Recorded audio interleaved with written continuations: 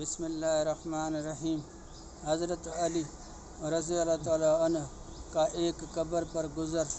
کمیل رضی اللہ تعالیٰ عنہ ایک شخص ہیں، کہتے ہیں کہ میں حضرت علی کرم اللہ وجہ کے ساتھ ایک مرتبہ جا رہا تھا۔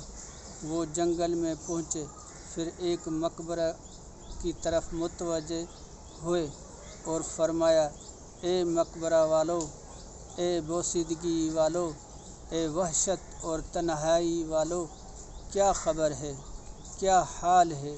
پھر ارشاد فرمایا کہ ہماری خبر تو یہ ہے کہ تمہارے بعد اموال تقسیم ہو گئے، اولادیں یتیم ہو گئی، بیویوں نے دوسرے خاوند کر لیے، یہ تو ہماری خبر ہے، کچھ اپنی تو کہو۔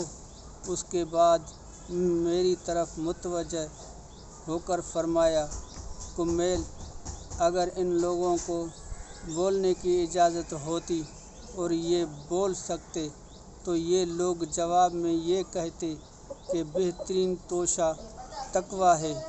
یہ فرمایا اور پھر رونے لگے اور فرمایا: اے کمیل، قبر عمل کا صندوق ہے اور موت کے وقت بات معلوم ہو جاتی ہے۔